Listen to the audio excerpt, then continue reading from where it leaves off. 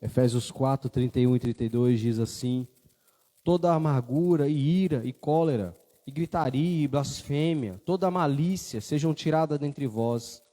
Antes sejam para com os outros benignos, misericordiosos, perdoando-vos uns aos outros, como também Deus vos perdoou em Cristo. Tiago, capítulo 1, 19 e 20 diz: sabeis todas as coisas, meus amados irmãos. Todo homem, pois, seja pronto para ouvir, tardio para falar, tardio para irar-se. Porque a ira do homem não produz a justiça de Deus. Podeis assentar.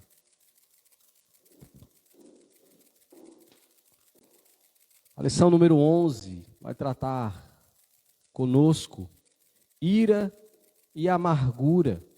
Ira e amargura são dois sinais evidentes que você está se concentrando em si mesmo e deixando de confiar na soberania de Deus para dirigir a sua vida, crendo que Deus faz com que todas as coisas cooperem juntamente para o bem daqueles que lhe obedecem, pertencem e o amam. Você pode reagir às provações com alegria em vez de ira ou amargura. Ira, também podemos dizer que é ódio, que é raiva. A amargura, que vem da palavra amargo, né? Você está amargo com a vida, com as circunstâncias, triste com o que acontece. Mas ambos os dois, a palavra de Deus escreve para nós que devem ser deixados de lado. Porque aquele que vive em pecado. Difícil dizer hoje, uma igreja que quer buscar um avivamento, que quer buscar de fato um entendimento na palavra de Deus, como crescer e conhecer a vontade de Deus, se primeiro não deixa de lado as coisas que Deus determina que nós deixemos. Vou pregar, se Deus assim permitir, domingo que vem, o texto de Ezequiel, o vale dos ossos secos, onde nós vamos tratar um pouco sobre avivamento. E algo muito complexo de se dizer avivamento, porque as perguntas são: o que realmente é um avivamento? Avivamento é uma igreja que está cheia de pessoas, em que tudo o que faz prospera. Avivamento é uma igreja no mundo que vence o pecado, uma igreja no mundo que vence de fato toda a contrariedade de Deus, dissipando o mal. Se a gente olha à luz da palavra de Deus em Atos 2, ali a referência de avivamento, para nós, ela descreve como uma pregação do evangelho sendo recebida com tanta ênfase, que grandes multidões se convertiam. Mas o que aconteceu mais para frente? Acabou o avivamento?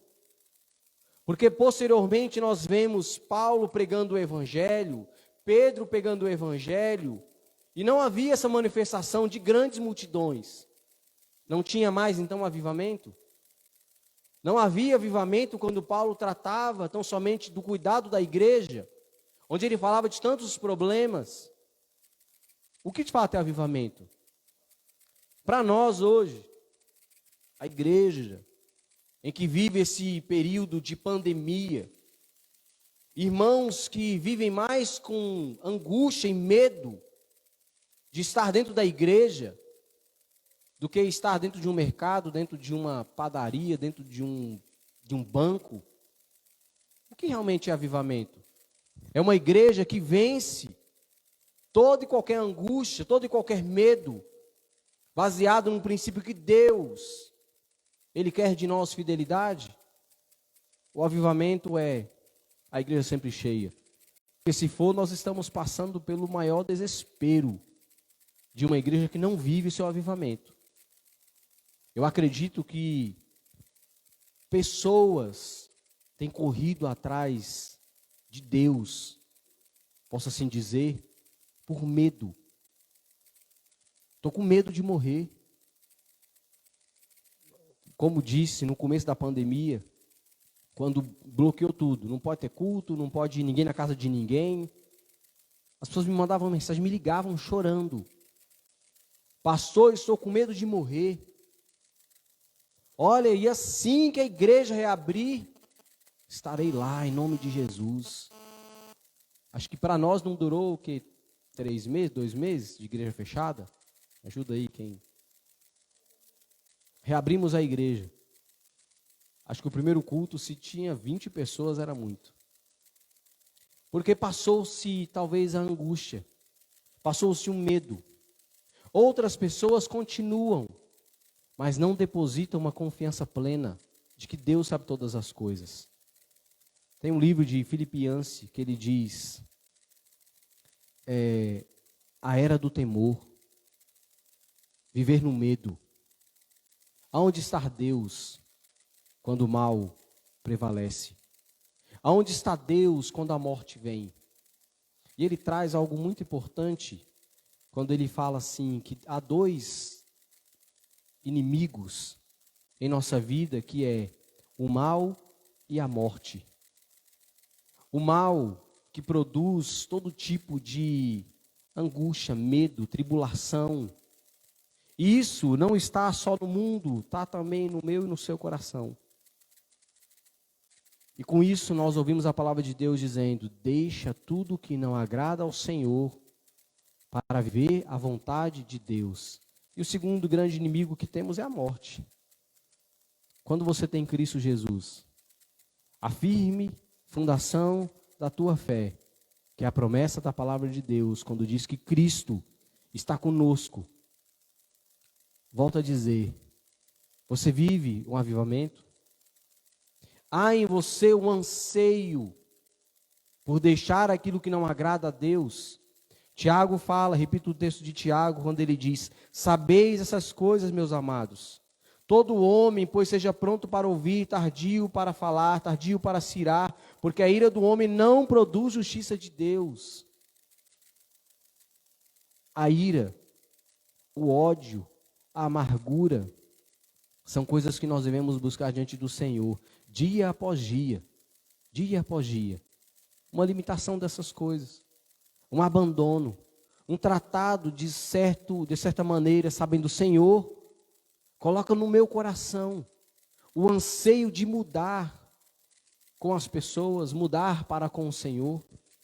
Quem vive com ira tem anseio por meditar na palavra. Quem anda amargurado tem anseio pela vontade de Deus. Aquela pessoa que parece que nada está bom, nunca consegue encontrar uma felicidade plena. E por sim eu volto a dizer, jamais vai ter anseio pelo verdadeiro avivamento. Mark Lloyd Jones, um dos maiores pregadores que nós já ouvimos falar na linha teológica, Mark Lloyd Jones, ele diz que nunca experimentou o avivamento. Mark Lloyd Jones que juntava 3, 4, 5 mil pessoas para ouvir suas pregações. A mentalidade de Mark Lloyd Jones, o que seria o avivamento? Segundo a tua mente, o que é o avivamento? Volto aqui. A ira e a amargura, todo o descontentamento diante de Deus, demonstra que nós não vivemos de fato um avivamento. Não quero dizer que Mark Lloyd Jones não viveu, mas para ele, o anseio por viver o grande avivamento era poder se ver longe de tudo aquilo que afasta de Deus. Esse é o teu anseio? Viver segundo a vontade do Senhor e não buscando a razão da tua vida concentrado no anseio do que você mesmo quer? Porque o que a revista diz assim, deixar de confiar na soberania de Deus é concentrar em si mesmo. É não buscar aquilo que agrada ao Senhor, mas aquilo que nos agrada. E viver com amargura, viver com ira, viver com ódio, viver triste, viver uma pessoa sem viver a alegria que vem de Deus, como que você pode experimentar a ação de Deus segundo o Espírito Santo na tua vida? Abra a tua Bíblia em Romanos. Romanos no capítulo 5. Romanos capítulo 5, os versos 3 e 5, Paulo diz para nós, não somente isso, mas também nos gloriamos nas tribulações, sabendo que a tribulação produz paciência. A paciência, a experiência é a esperança. Nós temos algo diante de Deus que é uma esperança. E essa esperança não traz confusão, portanto o amor de Deus está derramado em nossos corações, pelo Espírito Santo que nos foi dado. Se você tem um Espírito Santo, a sua maneira de agir é uma busca constante em fazer a vontade de Deus, não a sua. E fazer a vontade de Deus, volto a dizer, o ponto principal dessa revista, é deixar toda a ira, todo o ódio, toda a amargura, todo o rancor. Você é um crente feliz? Você é feliz e contentamente com o que Deus tem te dado? Como que a maneira com que você tem buscado viver? Se você não vive assim, a palavra descreve para nós como alguém que entristece o Espírito Santo. Ira e amargura são terrivelmente prejudiciais ao amor bíblico, aos relacionamentos harmoniosos e à maturidade em Cristo. Fracassar-se e despojar-se da ira e da amargura entristece o Espírito Santo. Então, se você fracassa em deixar aquilo que não provém da justiça de Deus, entristece o Espírito Santo. Dar oportunidade a Satanás para agir na sua vida, enfraquece o seu testemunho diante dos outros e rompe a unidade do corpo de Cristo. Lidar biblicamente com a ira e a amargura requer obediência completa à palavra de Deus em todas as circunstâncias e em toda e qualquer ação que pode te levar a chegar ao ponto de ira e amargura. Como que você pode ficar irado? Às vezes nós ficamos irados porque alguém faz algo conosco, ou algo não acontece da maneira como que nós queremos, ou a amargura vem pelo descontentamento do que nós temos e somos. Quando você está em Cristo, a Bíblia fala que nós somos uma nova pessoa, uma nova mentalidade, nova maneira de viver e agir. Como que você se coloca diante de Deus baseado na promessa que Deus tem para você? Em que rios de água viva é uma felicidade, é um contentamento, é um expressar e testemunhar do Evangelho. Para que serve o Evangelho? O Evangelho, Paulo descreve para nós como o poder de Deus. Cristo descreve como sendo a boa nova, a boa notícia, a alegria que vem para as pessoas. No contexto em que Jesus Cristo nasce, vocês conseguem lembrar aí um pouquinho da história? Herodes ouve do nascimento do rei. Herodes manda matar então todas as crianças ali, entre recém-nascidos e até 2 anos de idade. Na teologia, estudos históricos dizem que foram cerca de 20 crianças na cidade onde Jesus Cristo nasceu, que foram mortas. E a Bíblia, Mateus descreve o pranto das mulheres como que um choro que não tinha como ser consolado. Uma profunda tristeza foi o ambiente onde Jesus Cristo nasceu. Imagina Jesus Cristo nascendo e mães gemendo, gritando, aonde não há consolação. Não tem como apaziguar a morte de uma criança pequena para uma mãe. O livro de Jó descreve para nós que Jó perdeu tudo o que tinha, inclusive 7 filhos e 3 filhas. A Bíblia fala que Deus restituiu tudo que Jó tinha em dobro. Eram 5.000 ovelhas, 7.000 ovelhas, Deus deu 14. Eram 1.000 bois, 500 bois, Deus deu 1.000 bois. Tudo em dobro, menos os filhos. Deus deu de volta 7 filhos homens e 3 filhas mulheres. É Deus dizendo que tem coisa que não pode ser colocado de volta. Tem coisa que não pode ser restituído. A morte é uma das coisas em que nós não podemos restituir nesta vida.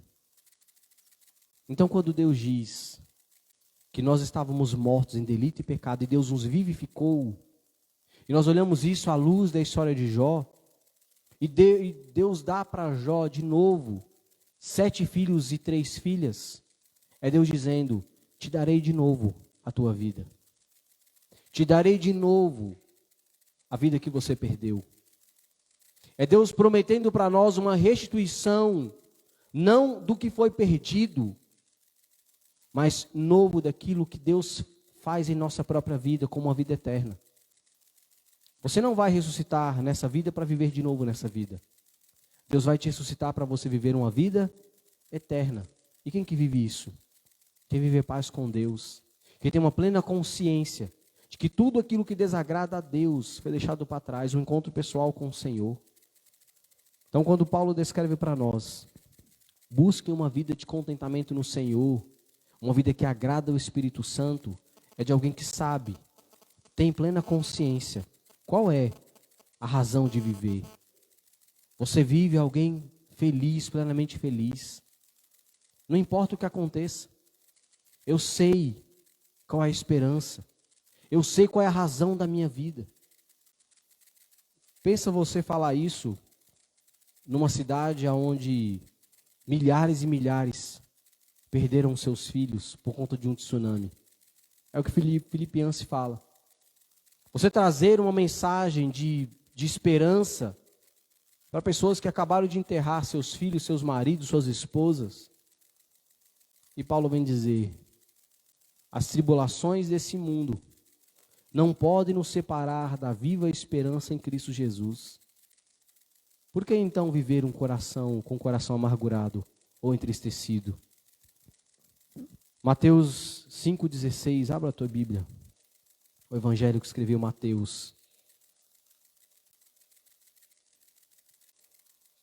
Verso 16 do capítulo 5 diz assim: assim resplandeça a vossa luz diante dos homens, para que vejam as boas obras e glorifiquem o vosso Pai que está nos céus. É você deixar bem claro que Cristo em você resplandece a luz de Deus. Então creia no Evangelho. E princípios da ira e da amargura ao ponto de vista de Deus. O princípio 45, a ira, grande descontentamento, animosidade, que se desperta ou se expressa rapidamente, é característica da velha natureza. Independente de Jesus, ela é contrária às Escrituras. A amargura relaciona-se à ira, demonstrando-se uma grande satisfação com a soberania de Deus na tua vida. É como se você descrevesse, eu não encontrei de fato a viva esperança. Eu não encontrei de fato o que Paulo descreve para nós, meu irmão, que habite em vós a gloriosa esperança que há em Cristo Jesus, não deixando se levar pela tristeza, pela angústia, pelo medo, mas sabendo que Deus opera em nós toda sorte de uma vida boa, com a esperança que há em Jesus Cristo. No teu coração há essa esperança. A característica da velha natureza vai te levar dia a dia, ao seguinte pensamento: eu encontrei de fato com o Senhor. Eu tenho essa convicção de estar segundo a vontade de Deus. Qual é a vontade de Deus para todo ser humano? Tiago descreve para nós que a vontade de Deus para todo ser humano é que ele se arrependa e creia no Evangelho. E com isso encontre toda a felicidade que possa se expressar na mente humana. E Paulo vem dizer que a paz de Deus, que excede o entendimento, guarda o coração daqueles que estão em Cristo. Daquele que passa a ter uma nova vida. Deixa a velha natureza. Então, ira e a amargura é algo que nós deixamos para trás. É fácil? Não é fácil. É fácil quando alguém faz algo que te deixa profundamente triste por um comportamento que você não pode mudar. Aconteceu aqui na cidade, essa semana agora. Uma pessoa que eu fiquei mal, extremamente, 2 dias. Soube de uma pessoa que roubou de gente pobre. Eu fiquei, meu Deus do céu, como que consegue tirar da boca de famílias que mal têm para comer o do dia a dia? E aí eu encontro com essa pessoa no outro dia, e como é que você faz? Tem que lidar e tratar com a pessoa sabendo que ela fez um mal tremendo. É pela compaixão que há em Deus. Por isso que Paulo diz para nós lá em 1 de Coríntios, sabe lá? 1 de Coríntios 13. 1 de Coríntios 13. Os versos 4 e 5. O amor é sofredor, é benigno, o amor não é invejoso, o amor não trata com leviandade, não se ensoberbece. O amor não se porta com indecência, não busca seus interesses, não se irrita, não suspeita o mal. Continuando, não folga com injustiça, mas folga com a verdade. Tudo sofre, tudo crê, tudo espera, tudo suporta. É só no amor de Deus que você pode suportar algumas coisas. E isso, não só diante de um ser humano que não nasceu de novo, mas também dentro da igreja. Paulo também fala na segunda carta aos Coríntios, vai segunda carta aos Coríntios, o capítulo 2.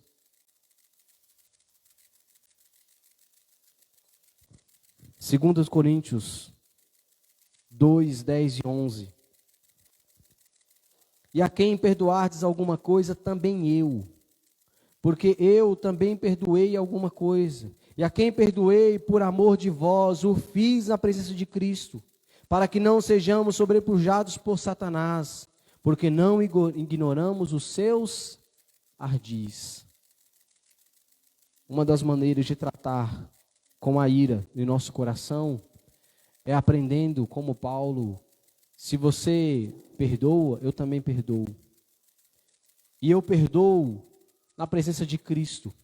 Eu perdoo na certeza de que Cristo nos dá uma esperança a viver para lutar contra os ardis de Satanás, como ele fala no verso 11, porque não ignoramos os seus ardis. João fala para nós o seguinte: meu irmão, se você diz que ama a Deus e não perdoa o teu irmão, você é mentiroso. Porque como pode alguém dizer que ama a Deus se primeiramente não ama o seu irmão? Uma das maneiras de aprender a tratar com a ira, tratar com a amargura, é colocando no seu coração um coração perdoador, um coração que ama as pessoas. Não me lembro agora quem foi que diz, mas diz o seguinte: amar não significa gostar. Amar alguém não significa gostar da pessoa. Amar, por vezes, não é dar para a pessoa aquilo que ela merece, mas é dar para a pessoa aquilo que Deus quer que você dê para ela. Você sabe quem foi que escreveu isso aí?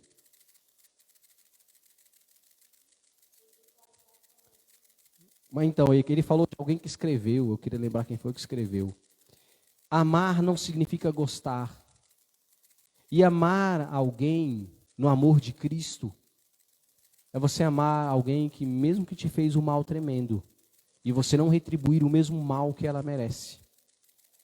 Sabendo que o amor de Deus nos perdoou e nos livrou de todo o pecado. É capaz de fazer também isso pelo próximo.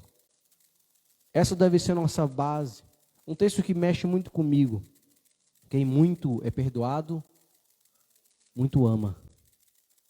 Você tem muito perdão a receber de Deus? Você recebeu muito perdão de Deus? O quanto você tem amado Deus em favor da maneira com que você foi perdoado por Ele? Nós temos tantos momentos em que você poderia descrever assim: pastor, você não sabe o que eu estou passando, não sabe o que fulano fez comigo. O amor de Deus supera tudo. Mas eu sou amargurado porque eu sofri na vida, eu passei por momentos. O amor de Deus supera tudo. A ira que eu tenho no meu coração é porque pessoas me feriram. O amor de Deus supera tudo.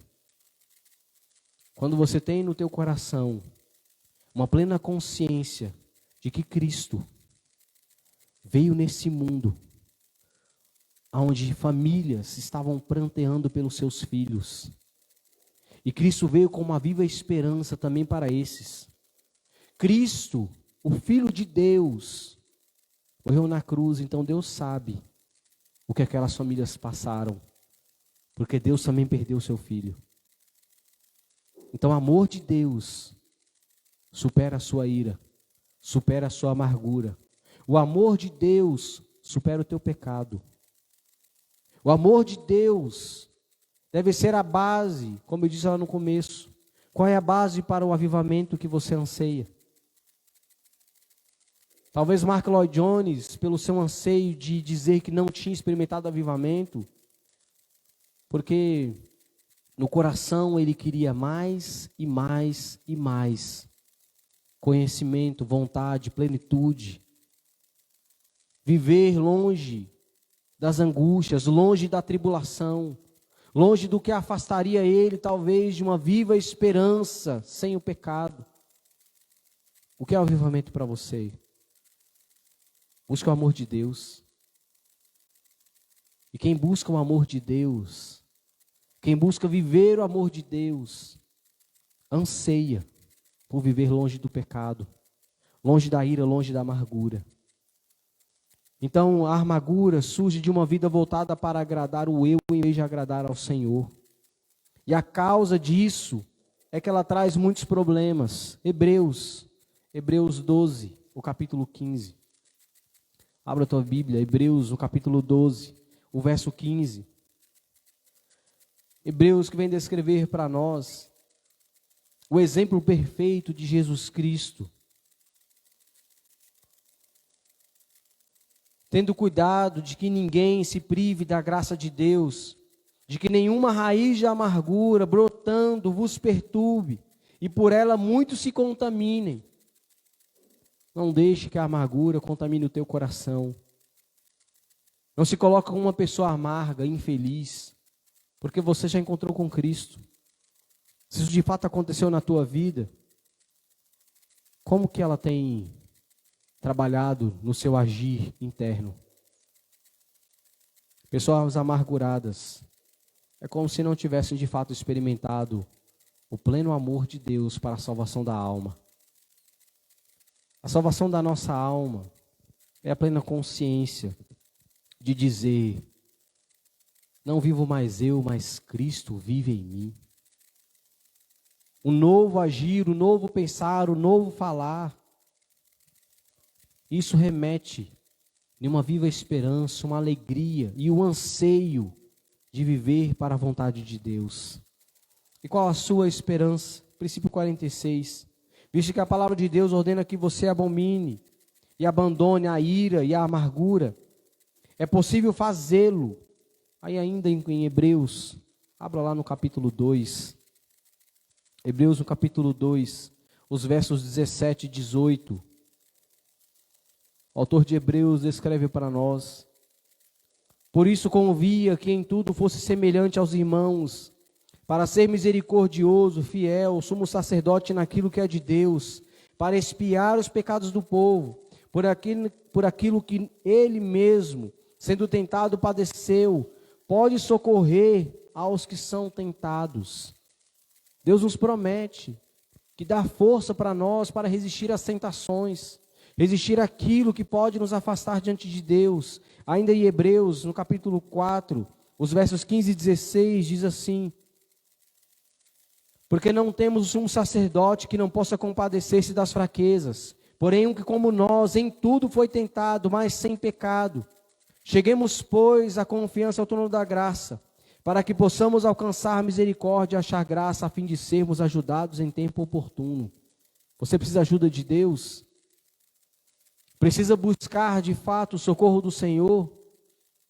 Cristo é o Senhor, é o sumo sacerdote, aquele que viveu sem pecado, te dá toda a fonte para você buscar o apoio e a confiança na palavra do Senhor. Princípio 47. Você não precisa defender ou proteger aquilo que você entende ser os seus direitos, porque Deus faz com que todas as coisas cooperem justamente para o bem daqueles que lhe amam e pertencem a Ele. Romanos, no capítulo 8. Abra a tua Bíblia. Romanos 8, 28 e 29. Romanos 8, Paulo diz: e sabemos que todas as coisas contribuem juntamente para o bem daqueles que amam a Deus, daqueles que são chamados segundo o seu propósito. Porque os que dantes conheceu também predestinou para serem conformes à imagem do seu Filho, a fim de que seja o primogênito entre muitos irmãos. É Cristo te dá a condição de ser filho de Deus. Cristo te dá a condição de viver o propósito de Deus para a tua vida.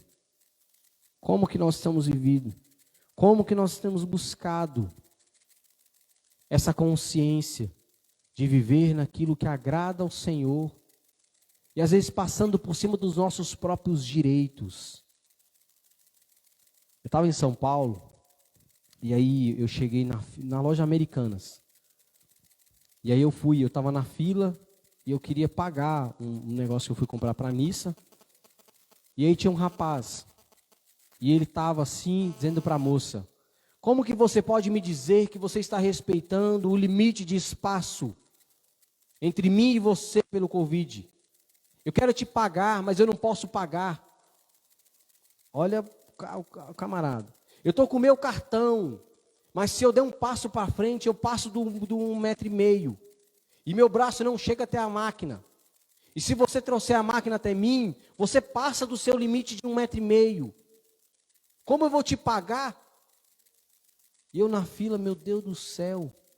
Na ira, tu fica com vontade, rapaz, vou lhe dar uma... Não sai para lá.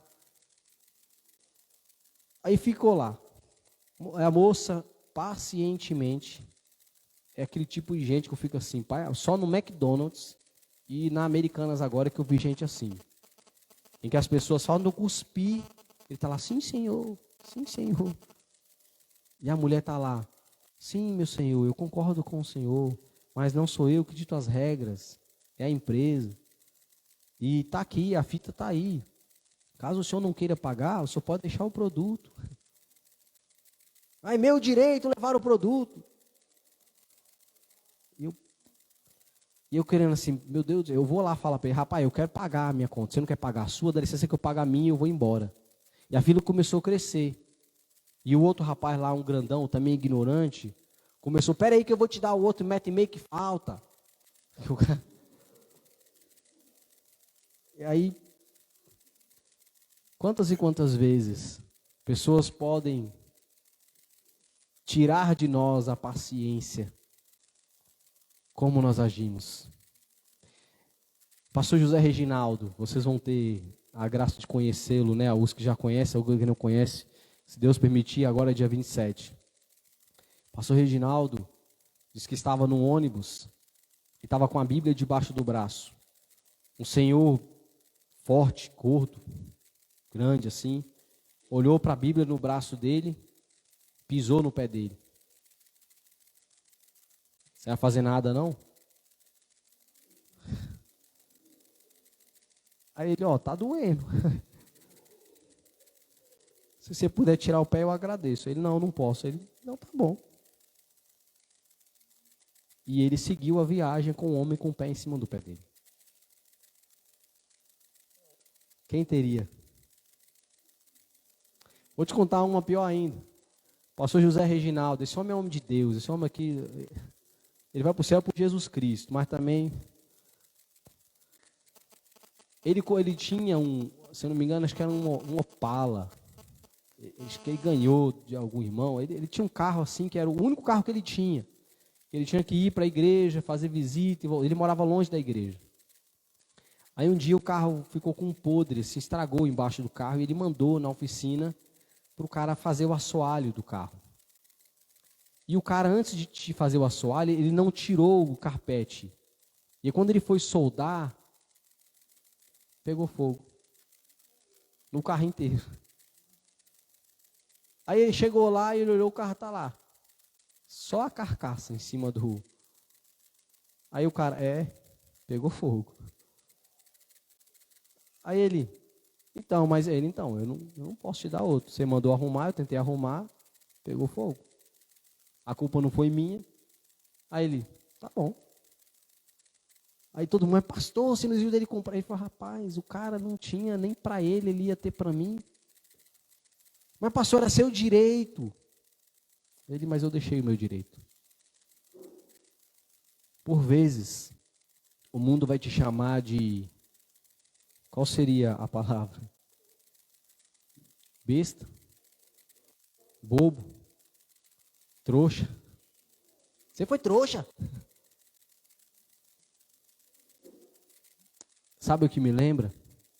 Estevão está parado diante das pessoas e falando para eles, desde o começo, Abraão, Deus o chamou, aí Deus deu Isaac, aí veio Jacó, e Deus trabalhou na vida de Jacó, como aconteceu com Esaú, e Deus colocou Jacó, aí depois veio Israel, aí Deus foi colocando ali, como é que foi, né? Ele foi tratando com eles todo o princípio de Deus para chegar à salvação por Cristo Jesus. E vocês que viram, desprezaram a lei de Deus, desprezaram a graça de Deus. A Bíblia fala que aqueles homens se enfureceram tanto que rangeram os dentes de raiva, ficaram com ódio em vossos corações.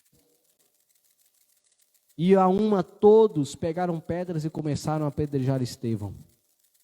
Estevão, quando diz a eles: eis que vejo os céus abertos, o Filho de Deus em pé, com os braços abertos a me receber. Estevão faz a seguinte declaração: Pai, não lhes imputam esse pecado. Quem teria coragem de, quando estiver sendo morto, falar para Deus perdoar aquele que está lhe matando? Quem teria coragem de perdoar a pessoa que matou seu próprio filho? Deus o fez. Deus o fez. E Deus fez nos dando a condição de fazer a mesma coisa. Vocês lembram do ano retrasado, que já estava na igreja, um missionário, um pastor amigo nosso lá de São Paulo e Campinas, ele saindo de uma igreja, foi visitar uma igreja junto com a sua família, voltando, retornando para a sua casa. Passou 2 dias, a família não sabia dele, a viagem era para durar cerca de 6 horas e ninguém sabia o que tinha acontecido com ele. Eles ouviram no noticiário de uma criança que foi encontrada na estrada, na rodovia. Quando eles viram, era o neto deles. O menino passou a primeira noite dormindo dentro do carro, que havia capotado. O pai, a mãe e o irmão mais velho morreu na hora. O menino dormiu no carro, no outro dia ele acordou e ele conseguiu sair do carro e foi para a avenida, foi para a estrada. Um caminhoneiro, quando viu aquele menino, como assim, uma autorrodovia, uma criança sentada no chão. Esse caminhoneiro parou, quando viu o menino falou assim: meu pai e minha mãe estão dormindo ali, eles caíram, o carro está ali caído, estão dormindo junto com o meu irmãozinho. E o cara, obviamente, sabia que já ia passar 2 dias, estavam mortos. Acionou a polícia veio, pegou aquela criança, descobriu onde estavam os pais, né, do pastor que havia falecido. E aí a família veio ao encontro. Morreu ali na hora. Dias depois descobriram que algumas mulheres, algumas moças estavam numa cidade, numa festa. E elas beberam demais e elas estavam brincando com o carro na rodovia. E aí, quando o carro deles estavam passando numa curva, o carro dessa mulher bateu na traseira do carro do pastor, e o carro saiu, capotou e ela foi embora. Eles descobriram depois quem foi a mulher. E a resposta do irmão, pai desse pastor, avô desse menininho, foi que Deus dê a elas uma plena consciência do pecado. Que tudo isso seja a oportunidade de elas encontrarem com Deus. E a repórter da Globo ficava perguntando: mas como é que o senhor consegue enfrentar a morte do teu filho, da tua nora, do teu neto? O amor de Deus nos dá a certeza que meu filho está nos braços do Pai. Mas como que o senhor suporta? Pela 3ª vez ele disse para ela: eu acho que você não ouviu o que eu te disse. O amor de Deus em Cristo Jesus é a nossa viva esperança. Ela não conseguia compreender como que alguém perdoava outra pessoa, mesmo tendo tirado a vida do seu filho. Como que alguém, mesmo diante da morte do seu filho, da sua nora e do seu neto, podia dizer que encontrava paz no coração. Então, para finalizar, O princípio 48 é a sua mudança. Você deve ter domínio próprio, ser tardio para irar-se, rápido para lidar com a ira, despojando-se toda raiva, amargura, exaltação, fala abusiva, contenda. Você deve levar em conta as injustiças sofridas, mas se revestir da paciência, bondade e humildade que vem do nosso Deus. Independente do que venha acontecer com você, nós temos um Deus que nos promete uma nova vida, uma nova morada, que não se compara com nada que tem nessa terra.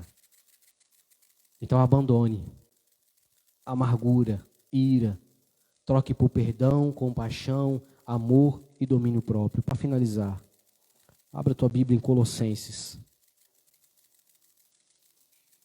Colossenses no capítulo 3, os versos 12 a 14. Revesti-vos, pois, como eleitos de Deus, santos, amados, de entranhas misericórdias, benignidade, humildade, mansidão, longanimidade, suportando-vos uns aos outros, perdoando-vos uns aos outros, e se alguém tiver queixa contra outro, assim como Cristo vos perdoou, assim também fazei vós. E sobretudo, revesti-vos do amor, que é o vínculo de perfeição. Devemos buscar em amor toda a perfeição que Deus quer que nós vivamos. A sua prática é algo que deve ser formulada por um princípio bíblico. Você não consegue despojar daquilo que desagrada a Deus se você não colocar na tua vida o princípio da palavra do Senhor. A revista conclui esse tema dizendo: perdão aos outros, assim como Deus concedeu a você, perdão às vezes a você mesmo, para que você possa buscar o contentamento que vem só de Deus. Pessoas que precisam perdoar a si mesmas, pessoas que precisam perdoar pai, mãe, filho, filha, e buscar um contentamento em toda a plenitude, baseado na vontade do Senhor. E Pedro fala para nós como que você pode viver a vontade de Deus, buscando conhecer o que Deus quer que você viva. Isso só vem através de uma vida de oração e devoção à palavra do Senhor. Então que Deus abençoe a todos nós, no sentido de que eu tenho que lutar contra tudo aquilo que produz injustiça diante do Senhor. Nesse momento nós vamos orar em favor dos nossos missionários. Nós vamos orar em favor dessa igreja. Nós vamos orar em favor de nossos familiares. E que Deus nos dê uma consciência plena da vontade dEle. Por isso eu peço que você coloque-se de pé.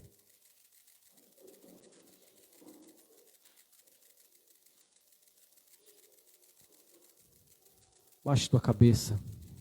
Vamos orar ao nosso Deus dizendo assim: Pai, nós agradecemos ao Senhor por esse momento. Ó Deus, agradecemos, pois a Tua palavra, ela é fiel, ó Deus, a Tua palavra, ela tem se cumprido e há de se cumprir eternamente.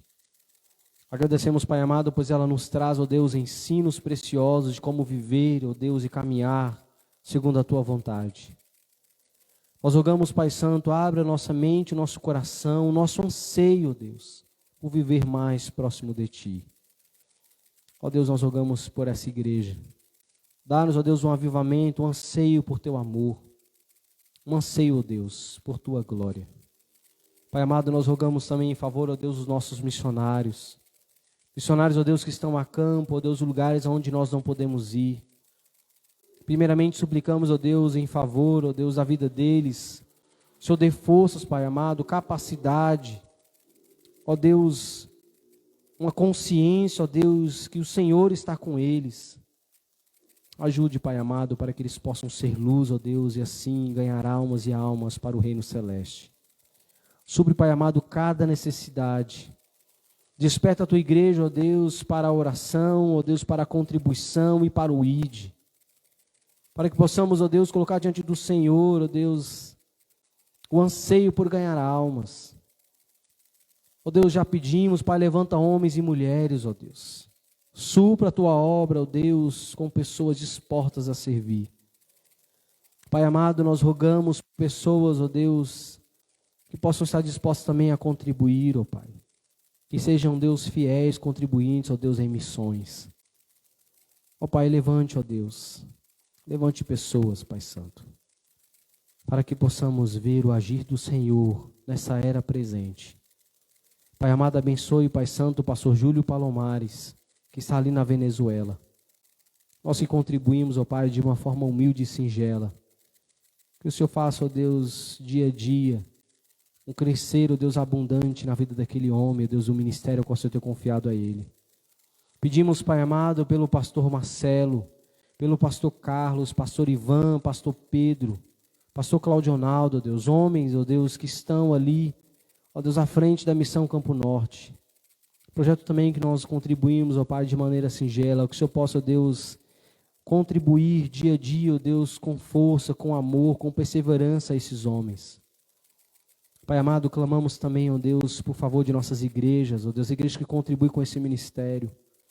Peço a Deus pelo pastor Paulo, ó Deus, o pastor Paulo que está com Covid, restaura, ó Deus, a saúde desse homem. Ó Deus, abençoe, Pai amado, o pastor Reginaldo, pastor também dessa igreja, dando a ele, Pai amado, dia a dia, forças renovadas, uma vida abençoada e sabedoria para lidar, ó Deus, com as coisas deste mundo. Abençoe essa igreja, pedimos mais uma vez, reaviva essa obra, desperta o teu povo, ó Deus, para fazer a tua vontade. Ó Deus, abençoe nossos familiares. Ó Deus, que os mesmos possam ainda nessa vida ter um encontro pessoal com o Senhor. Não permite, Pai amado, que ninguém venha aparecer sem ouvir da tua palavra. Tem misericórdia, Pai, que o teu Santo Espírito venha resgatar e salvar almas perdidas.